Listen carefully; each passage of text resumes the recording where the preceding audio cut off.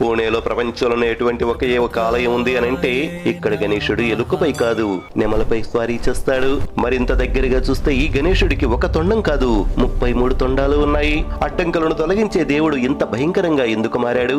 ఈ కథ త్రేతాయుగంలో ప్రారంభమవుతుంది. సింధు అనే రాక్షసుడు సూర్యుడికై ఘోరమైన తపస్సు చేశాడు. సూర్యుడు ప్రత్యక్షమై వరం అడగమంటాడు. సింధు, నాకు అమరత్వం కావాలి. సూర్యుడు, సృష్టి నియమాలకు విరుద్ధంగా అది సాధ్యం కాదు. కానీ నీ నాభిలో అమృత కుండను ఉంచుతాను. అది ఉన్నంత వరకు నీకు మరణం లేదు. మరణ భయం పోయిన క్షణమే సింధు అసలు స్వరూపం బయటపడింది. 11 విన్యాసాలతో భూమి, ఆకాశం, పాతాళం 3 లోకాలను జయించాడు. దేవతలను ఓడించి బంధించాడు. ప్రపంచం చీకటిలో మునిగిపోయింది. దేవతల ప్రార్థనలకు స్పందించిన గణేశుడు ఈసారి సాధారణ రూపంలో రాలేదు. అతను స్వీకరించిన రూపం త్రిశుండ మయూరేశ్వరుడు. గణేశుడు 3 దంతాలు ధరించాడు. 3 లోకాలకు అధికారం సూచిస్తూ శత్రువు వేగాన్ని ఎదుర్కోవడానికి ఎలుకను వదిలి వేగవంతమైన నెమలిపై స్వారీ చేశాడు. అతని ముఖంలో ఒక తొండం కాదు 33 తొండాలు. 3 లోకాలలో ఏ దిక్కున ఉన్న అడ్డంకినైనా చూడగల దివ్య దృష్టి. యుద్ధం మొదలైంది. సింధును కత్తులు కోయలేవు. అగ్ని కాల్చలేకపోయింది.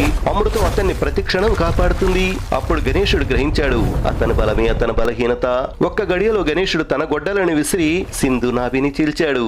అందులో దాగి ఉన్న అమృత కుండ పగిలింది. అమృతం నేలపై పారింది. అహంకారి రాక్షసుడు క్షణంలో భస్మమయ్యాడు. ఈ విజయమే జ్ఞాపకంగా పూణే సోమవారపేటలో త్రిశుండ మహేశ్వర గణపతి ఆలయం వెలిసింది. ఇక్కడ గణేశుడు చెప్పే సందేశం ఒక్కటే: నీ అడ్డంకి ఎంత భయంకరమైతే దానిని తొలగించే నేను అంతకంటే భయంకరంగా మారుతాను.